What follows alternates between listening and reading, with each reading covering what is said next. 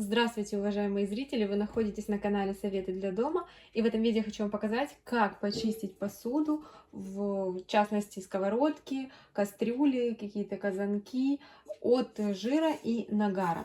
У меня вот такая вот кастрюлька алюминиевая.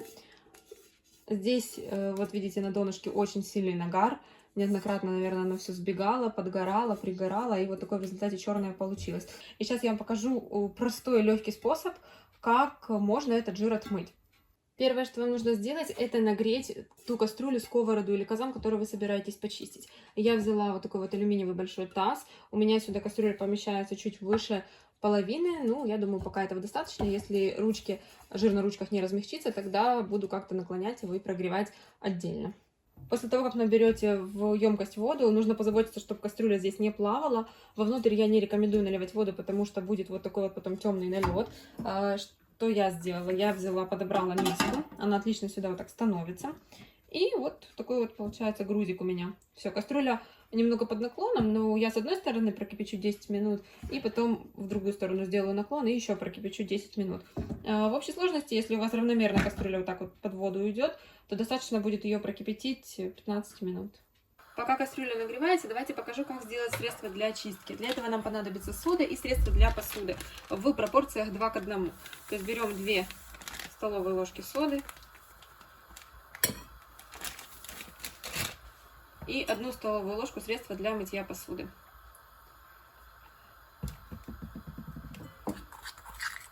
Из этого должна получиться паста, поэтому сюда необходимо добавить еще и воду. Я добавляю самую обычную холодную воду из-под крана.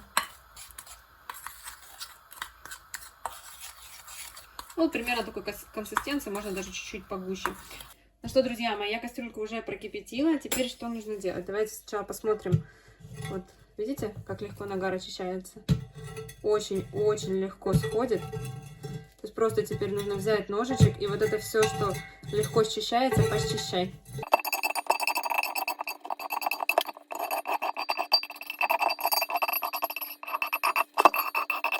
После того, как счистите весь основной жир и нагар, включаете воду теплую, не холодную, и наносите средство, которое мы только что сделали.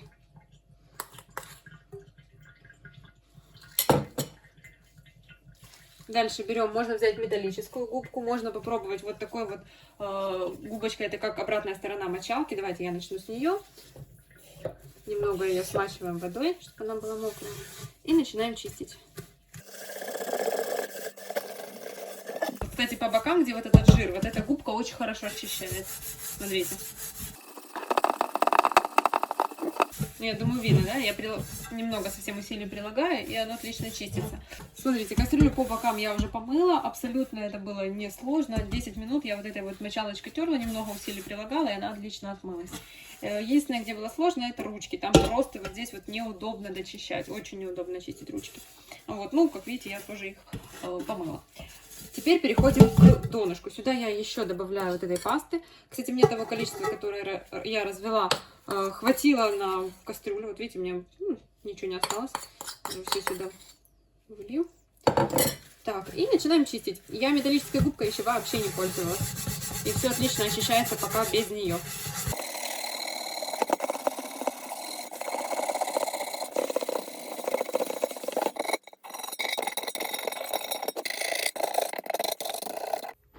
После того, как закончите чистку, споласкивайте кастрюльку под теплой проточной водой.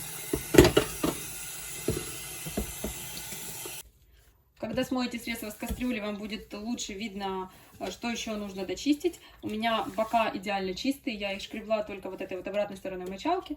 Они просто легко очищались. Здесь, там где вообще не шкреблось, пыталась металлической губкой, но мне не понравилось, потому что она так царапает поверхность. Поэтому я просто брала ножик, поддевала вот эти вот пригоревшие части, ну, кусочки тут не оставались нагара.